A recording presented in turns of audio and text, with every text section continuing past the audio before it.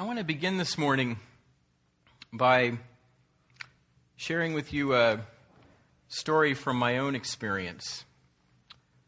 It's a story that was very powerful and transformative for me and really changed the way I understand what my responsibility is for social justice and for healing and repairing a broken world, and what the responsibilities of communities like this one are as well. Several years ago, while the Temerson family was still living in the Boston area, we regularly participated in a service project through the Unitarian Universalist congregation that we belonged to, in which volunteers from the church would prepare and serve food at a soup kitchen on a monthly basis. The soup kitchen was located in the city of Brockton, Massachusetts, and I don't know if any of you have ever been to Brockton, but Brockton was then and continues to have some of the highest rates of poverty, hunger, and homelessness in the state. Now, although the soup kitchen was only about a 45-minute drive from the church, in many ways it seemed to be in another world. The differences between the largely affluent, very privileged communities where my family and most of the members of the congregation lived, and the community and area of downtown Brockton where the soup kitchen was located, those differences were enormous. Most of us who volunteered had little or no experience with what it was like to be hungry or homeless. We didn't have to worry about where our next meal would come from, or if we could survive a cold night sleeping outside. And we certainly didn't face the kind of injustice and indifference that the guests at the soup kitchen confronted on a daily basis. Now, for myself, prior to volunteering at the soup kitchen, injustice was something that I had rarely experienced, rarely seen, and certainly didn't understand. I'd grown up a pretty privileged, affluent white kid in Central Florida. Now, growing up and as an adult, I had read lots of articles in the newspaper about poverty and hunger and homelessness, had heard some good sermons about it, been to a few lectures. I could tell you what the latest statistics are about poverty, the poverty rate, or the number of homeless families. But that was the sum total of my understanding and my experience. Injustice for me, I had been blessed that it hadn't touched my life personally. And for me, it was really an intellectual abstraction about which I had a lot of information and numbers, but almost no real understanding or experience. And I'd have to say that very abstract understanding of injustice led me to what I would describe as a kind of complacent resignation, and perhaps I would even say indifference about the injustice and brokenness of our world. Of course, I'm a good Unitarian Universalist who affirms the dignity and worth of every person and values like justice, equity, and compassion. But my affirmations tended to be just that, affirmations. As much as I proclaimed a commitment to justice, I also was complicitous, recognized, and accepted that injustice and brokenness are just part of the way things are. And I mean, come on. I'm one person. The problems are so enormous. What can I really do? The dreams that we sing about on Sunday morning of building a world of love and justice and peace, those are dreams, not reality. But then, one day, when my family and I were volunteering at the soup kitchen, something happened that day that changed my understanding of the world, of injustice, and especially of my responsibility to change it. That day, I was working in the dining hall, helping to serve lunch to the guests. I was walking about refilling coffee and water cups, when I noticed that one of the guests, a young man who I will call Mike, seemed to be getting very agitated. I would say Mike looked to be in his late teens or early 20s. He began talking in an increasingly loud and angry voice, and I heard him a couple of times actually pound his fist on the table like that, but louder. Those who were sitting with Mike didn't necessarily seem to know him very well, but they tried to calm him down, but to no avail. He continued to raise his voice until he was almost yelling. And then Mike began to sob. And in a moment that I will never forget, this image has stayed with me, and I think it'll stay with me forever.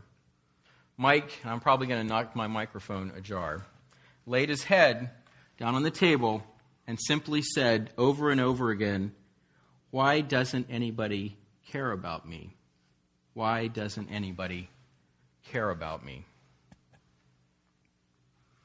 That was the first time in my life that I'd ever really seen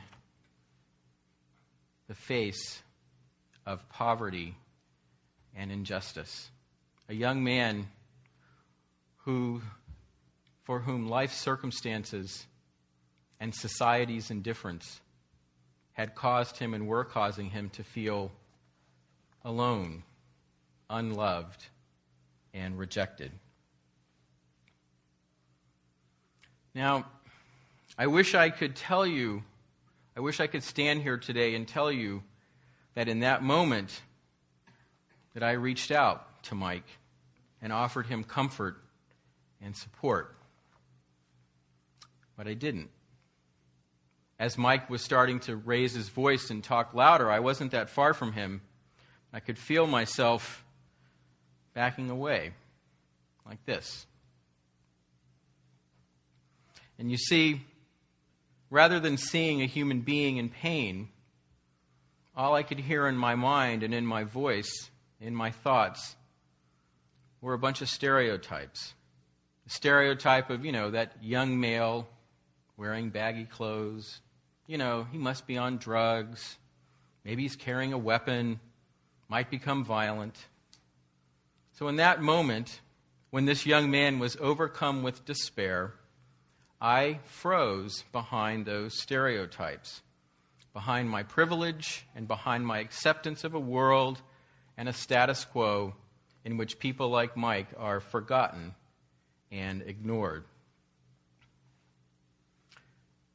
And as Mike continued to sob with his head on the table, another guest came over, a man I'm going to call Walter. Walter was not sitting at the table with Mike. Both of them were regular guests at the soup kitchen. I had never seen them sitting together or talking together before. I would say Walter was probably about 30 or maybe even 40 years older than Mike. But those differences, that lack of acquaintance, that age difference, didn't stop Walter from reaching out. He sat down next to Mike, put his arms around him, and told Mike that he loved him and cared about him. While I had seen a stranger to be feared and ignored, Walter saw a brother and a fellow human being who needed and deserved love and compassion. I have to say that it's been probably, 6 or 8 years since this moment happened. But I can still see Mike and Walter. I can still see their faces and hear their voices. I have to tell you that sharing that story with you about how I responded was hard. I'm still so ashamed of the way I acted. And I'm still so very moved by the beauty of Walter's act of love and compassion. If you ask me, who are the ministers that you have seen that have impacted you the most? Walter would be right at the top of the list. And of course, Walter's never been to seminary or probably stood in a pulpit. And as I've reflected on that day, I think I've come to understand something important about myself and about Unitarian Universalism. When we confront injustice, when we confront pain, we can't walk away. We can't back off. We've got to step forward, and we've got to take responsibility. And we've got to take responsibility not just for the individual who's in pain, the individual who is suffering.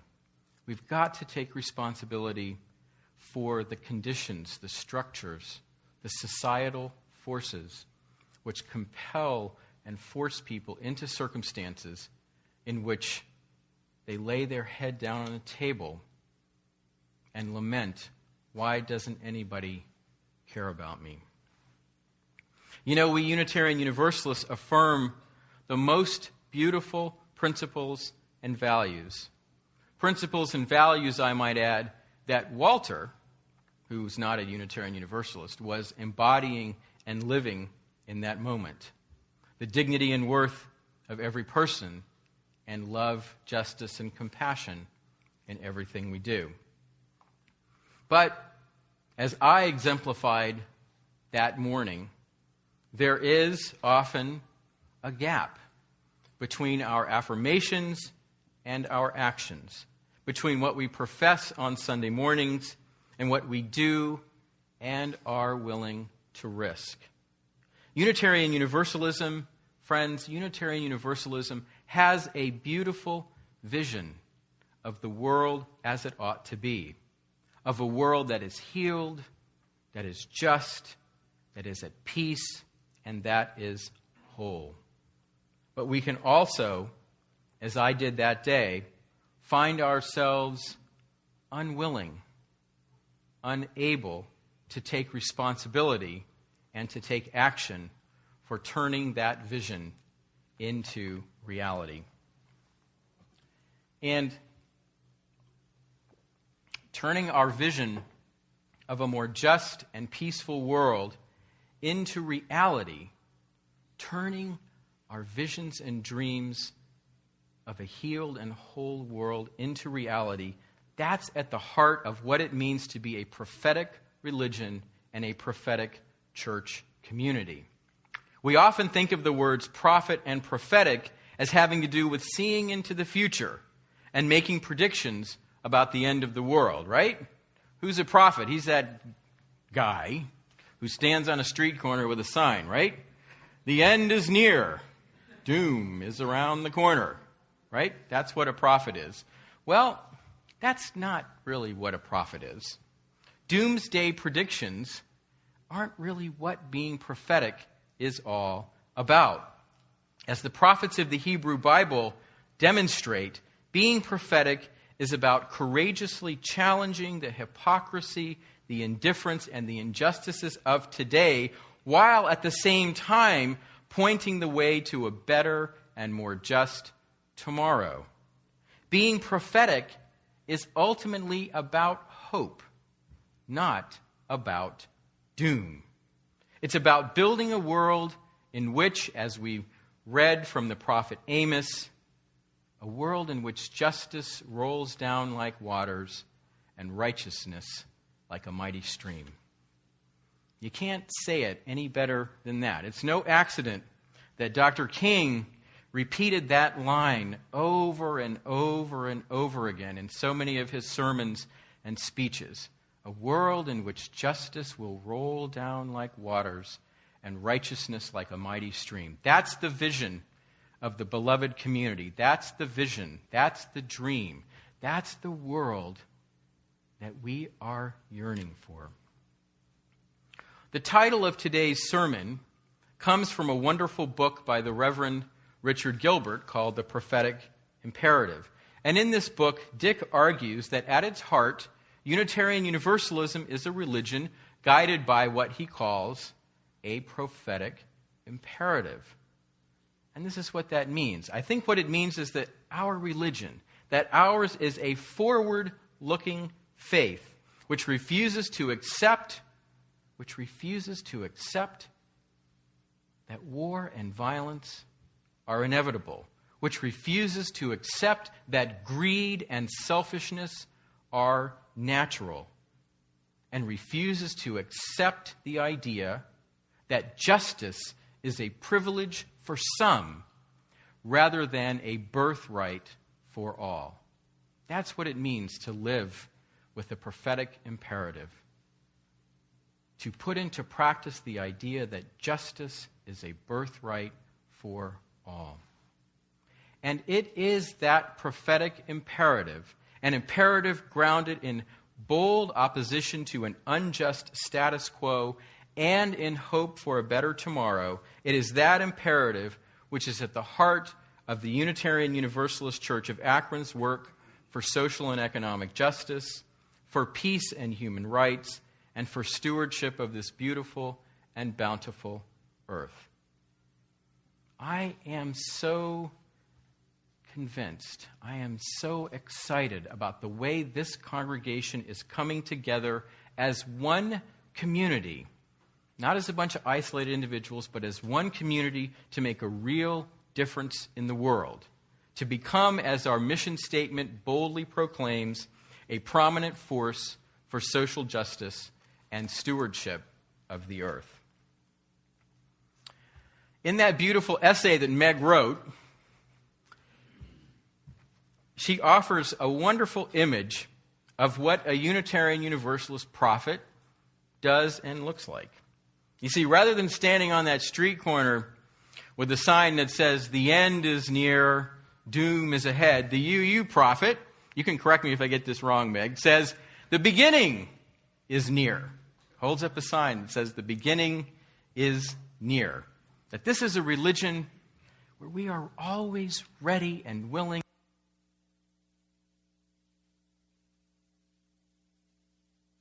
Meg says that UU prophet is always looking forward, always ready to make that fresh start toward a better tomorrow.